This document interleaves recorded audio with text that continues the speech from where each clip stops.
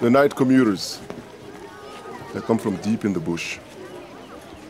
Their parents send them out because it's safer to sleep here than in their own homes. I think a lot of people will go to Africa, period, and they try to bring the Western culture over there. You got to remember, if you're moved to go to Africa and help, we're not to take our Western culture there. Those people have their own culture that they go by. So ever since I've been going to Africa, I never try to change it to turn it into a Western country. I mean, because it's Africa. You know, if you're sent there, you go there to help those people, but don't try to change their culture. I've done a lot of things that I ain't proud of. Hurt a lot of people. You can't keep going the way you've been going.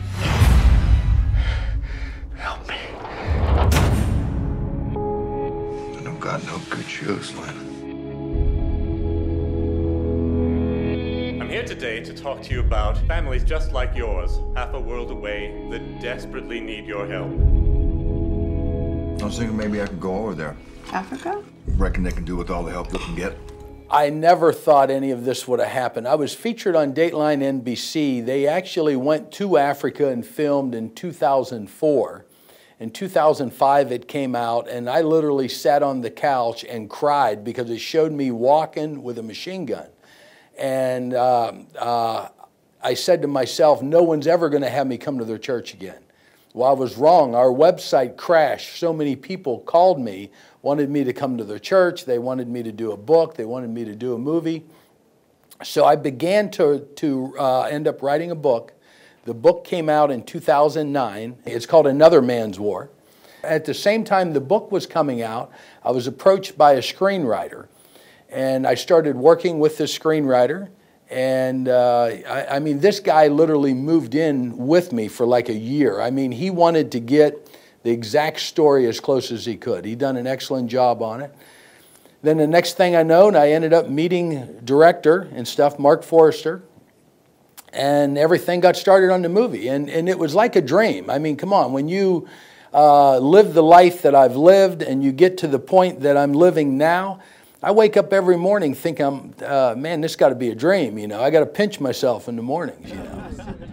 They've done a very good job. I was worried at first. I mean, when you sell your life rights to a book to Hollywood, they can take it and turn the whole thing around. My biggest thing that they had to do for me was they could not leave my faith out. You know, I serve Christ. One of the big things was, for me, I had to know that Gerard got the movie. I mean, that he got it inside. I don't mean up here, because he's one of the top 10 actors. I had to know without a shadow of a doubt that Gerard got it in here. In many of the scenes, you can see the reaction in his eyes. You can see that he got it. He felt the compassion. I mean, he felt everything that I felt over the years. So he done a really good job. I believe he's up for an award on this one. I went on a mission trip nearly 15 years ago into South Sudan. And when I went in there, I seen the body of a small child that stepped on a landmine. Like you see in the movie, but it wasn't, it wasn't in stuff like a child that just got killed. I mean, the body was a couple days old. But I stood over the body and I couldn't understand how could somebody allow this to happen. And it was us that's allowing it to happen. But I stood over that body and I said, God, I'll do anything I can to help these people. And it's been nearly 15 years. I'm still there helping. We are freedom fighters. I'm Sam. Nice to meet you. I want to go into Sudan this weekend. Need someone to show me around. This is a war zone. If you stay here, you're going to get killed. It's safer to sleep here than in their own homes. They ain't sleeping out here. There are too many. You can't help them all. Gotta take as many as we can. Tell the other ones we'll come back later. I was a pretty messed up guy in my younger days. I'd end up calling myself many times, I was the scum of the earth, you know. And I was a very violent person. I don't consider myself a violent person now. I believe that when I made the commitment to Christ, I believe that God looked down upon me and probably scratched his head and said, what am I going to do with this guy? But I end up telling people this all the time. When you make a commitment to God, and I'm not some kind of religious person, okay? Religious people hung Christ on the cross. I'm a freedom fighter. I believe that every person, every man, every woman has every right to choose who they want to serve. If you want to serve Allah, fine. You want to serve Buddha, fine. You want to serve Christ, fine. If you don't want to believe at all, fine. Me and my family, we choose to serve Jesus Christ. I don't believe that I'm a violent person now. I was many years ago. But I believe that when we come to Christ, a lot of times people say, well, I gave my heart to God. You know, and that's the last thing God wants from us is our heart. He wants your feet, He wants your legs, He wants your hands, He wants your arms, and He wants your past. So I believe that God has used my past in order to help save a lot of children.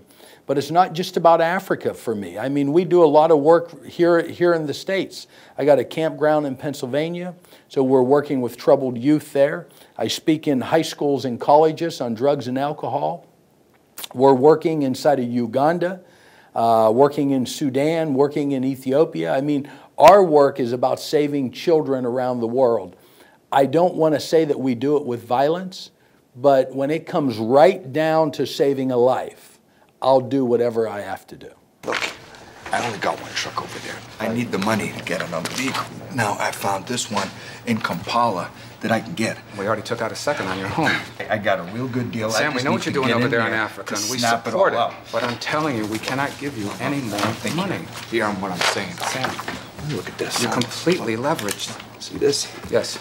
This girl watched her family being killed, and then they set her on fire. This is not necessary. You see that? No, Sam, John, just look at John, look at the picture. I'm looking, look Sam. at the picture. You know, a lot of people will claim that I have rescued so many children in Africa.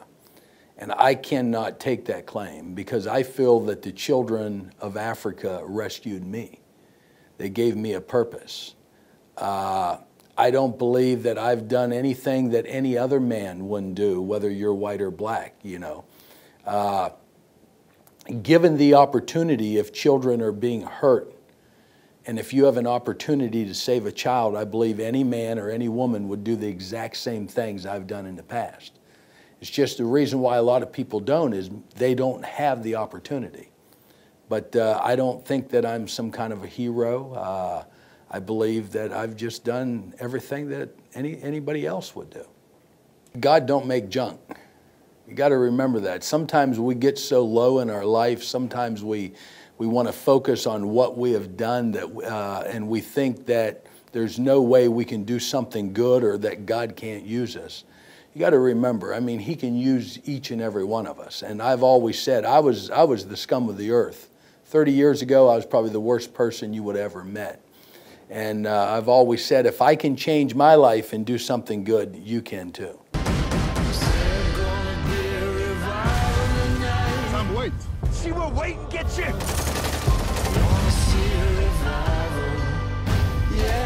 This place does not need more guns. Why don't you fight the evil in this place your way and let me fight it mine?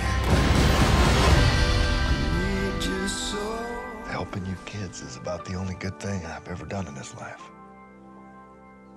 You got no idea what I'm saying, do you?